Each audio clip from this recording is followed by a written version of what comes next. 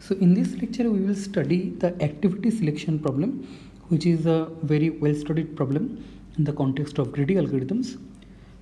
So suppose there are n activities with start time S1 to Sn and finish time F1 to Fn. So these two times are stored in an array, and the goal is to find a subset of non-overlapping events of maximum size. I want to select a maximum number of events such that any two event does not overlap. So what do we mean by non-overlapping events? So for two events I and j, we say that they are non-overlapping if the event I finishes before the event j starts, or event j finishes before event I starts. So this problem is reminiscent in many applications. For example, you have suppose you have gone to a program, say Kshitij or Springfest, and there are various activities and events going on, but they are not their times can overlap, and suppose all the events are equally interesting to you, then you would like to participate in the maximum set of events. Okay. So what is so this is the problem, and we'll see that a greedy algorithm, a very nice greedy algorithm, works for this problem. So when thinking about greedy algorithm for this problem, what are some natural choices? What are some natural based local moves? Maybe the first natural one is simply pick the first event which starts earliest, and when it finishes, pick the next event, whichever event starts earliest, and so on. So this heuristic, you can say,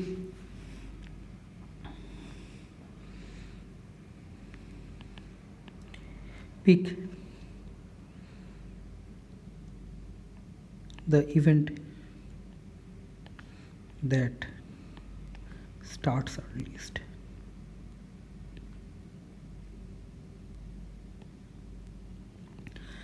And when it is done, again among the remaining events, which is non-overlapping with the first event that you have picked, again pick the event which starts earliest, and so on. So I'll let you verify that this particular heuristic does not lead to an optimal solution.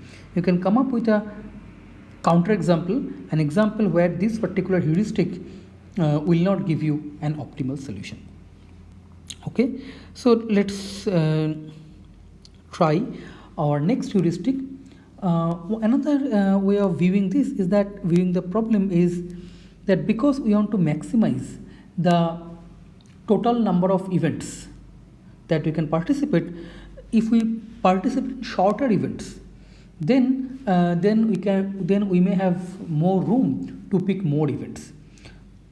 Recall, all events are of same value. We just want to maximize the number of events that we participate. So pick the shortest event and recurs. Pick the shortest event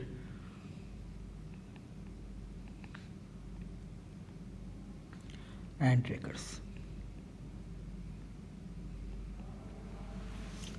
By recurs, what do you mean? What do I mean? You pick the shortest event, delete all events that is overlapping with the event that you have picked, and from the remaining set, again you pick the shortest event, and so on. So again, I'll let you come up with a counter example where this particular greedy choice again does not lead to an optimal solution.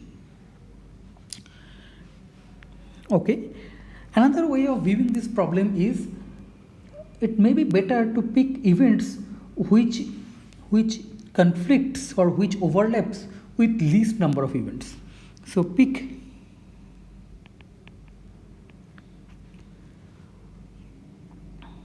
the event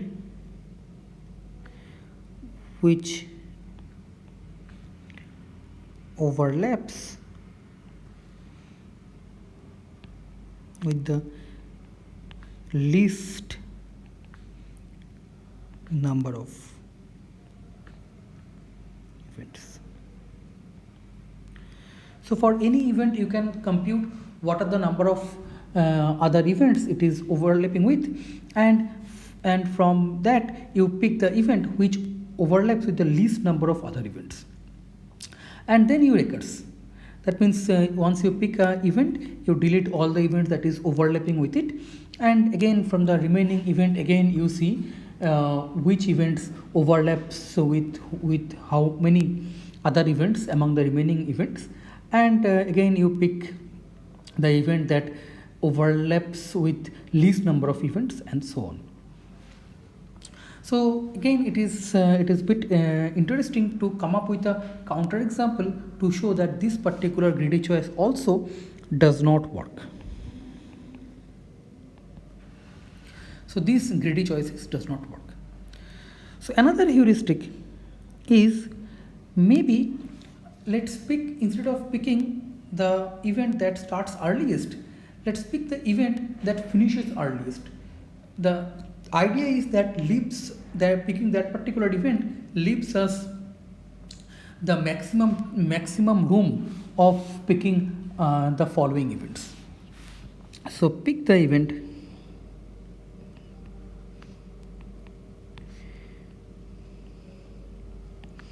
that finishes earliest.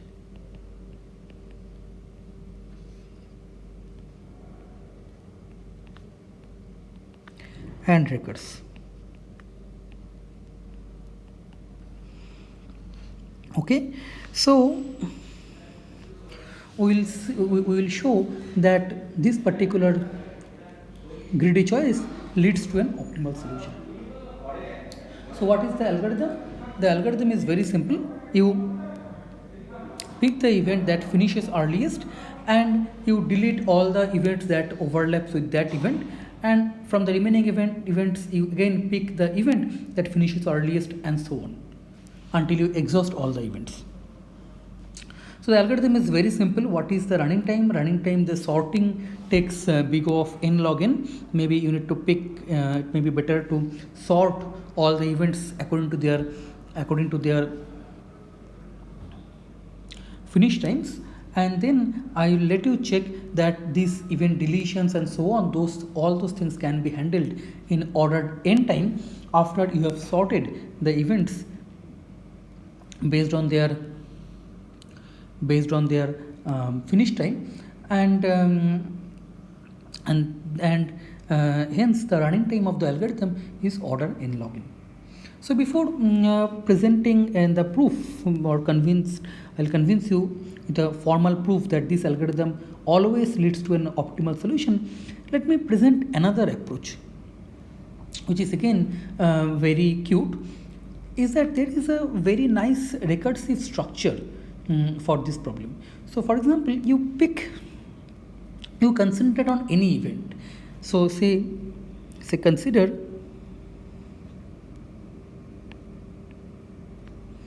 event I,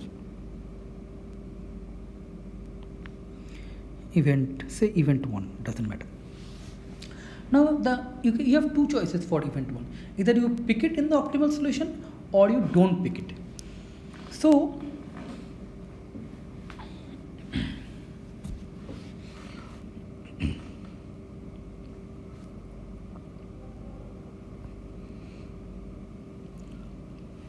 if you pick it,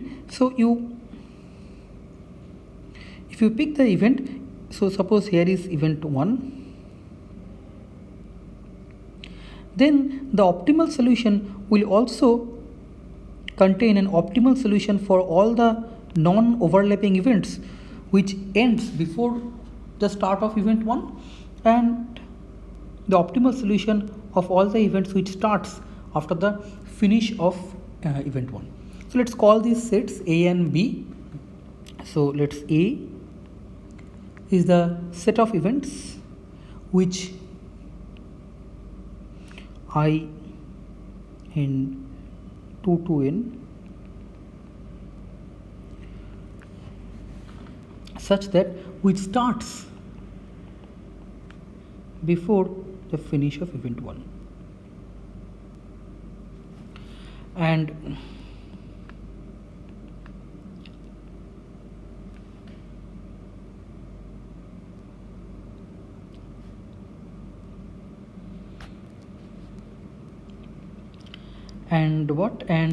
B is the events which ends before the start of event 1.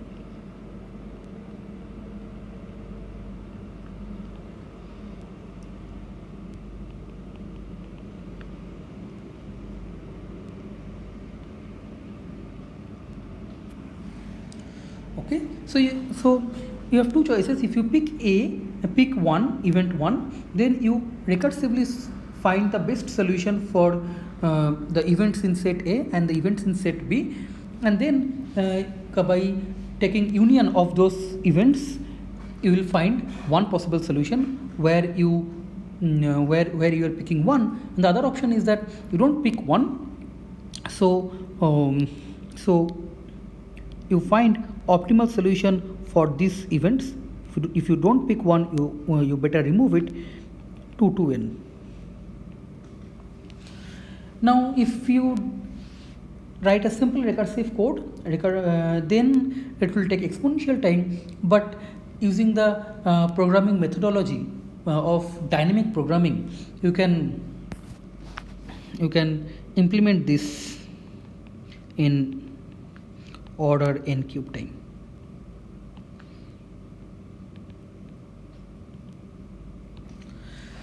So let me not explain this further here, because we have already, as I have explained, that there is a greedy algorithm, very simple greedy algorithm, which solves this problem in order n log n time, and all I need to do is to show to come up with a proof for it. So here is the first theorem.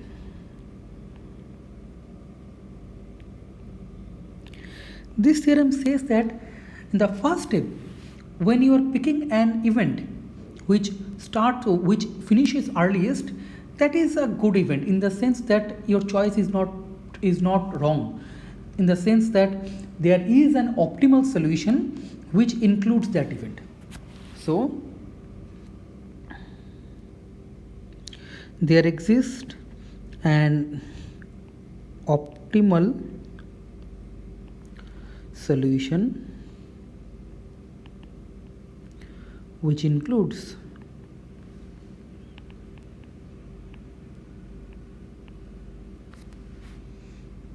the event that finishes earliest.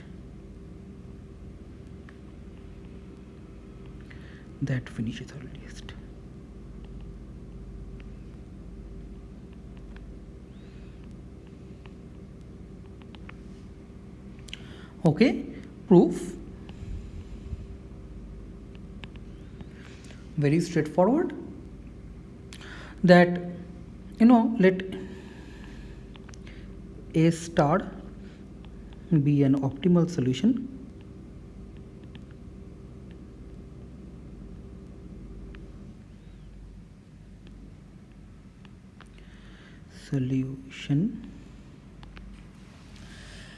and let say I star be the event in A star which finishes earliest.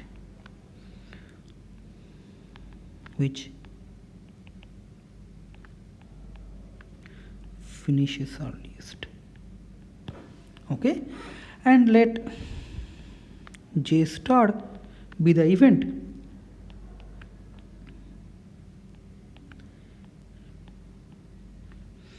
that finishes earliest among all events.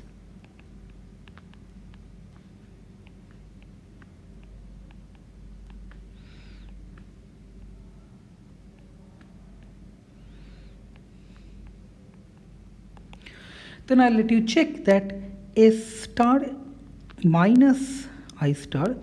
So I remove I star from S star and put J star there. Is also also a valid solution. What do we mean by valid solution? That all the pairs of events in this set, in this new set,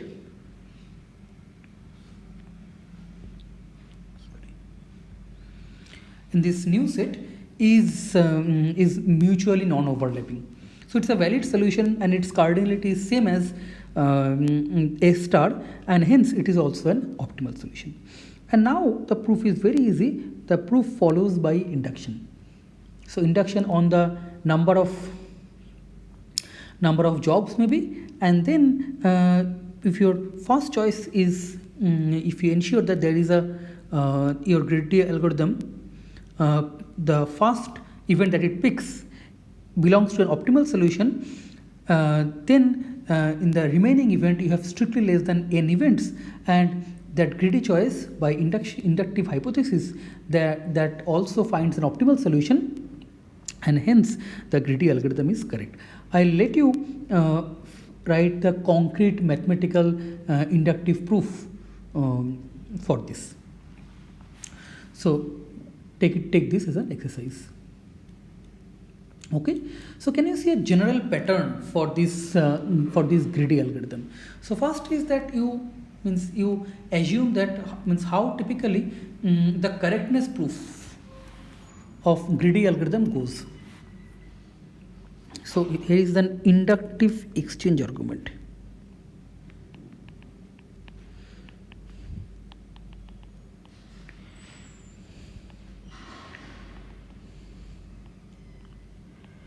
So this is sort of a informal framework which gives a high level idea of how typical proofs for the proof of correctness for greedy algorithm works using this line of argument. What is it? It is you assume that the greedy solution is not optimal and there is some other optimal solution which is different from greedy solution. So assume existence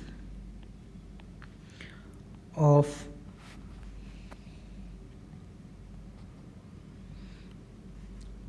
an optimal solution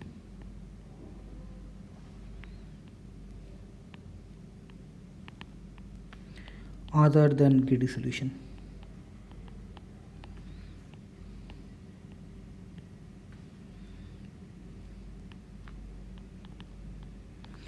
Okay, and then you somehow show that the greedy choice is also good enough, is as good as this optimal solution.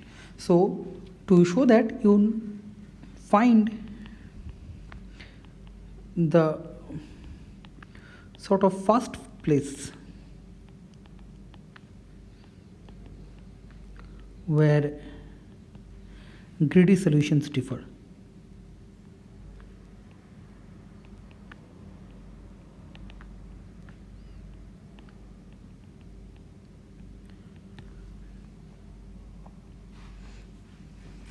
And then you sort of exchange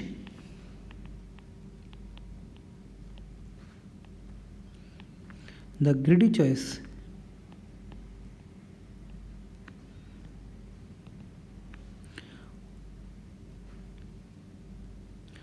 exchange the optimal choice with greedy choice.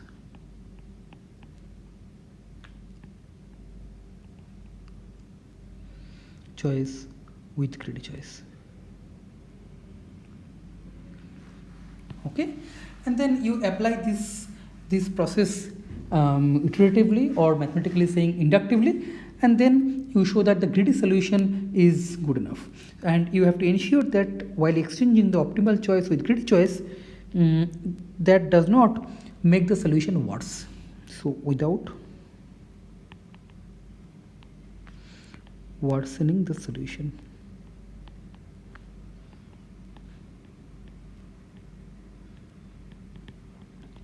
And that's how you show that the greedy choice is also an optimal solution. Okay.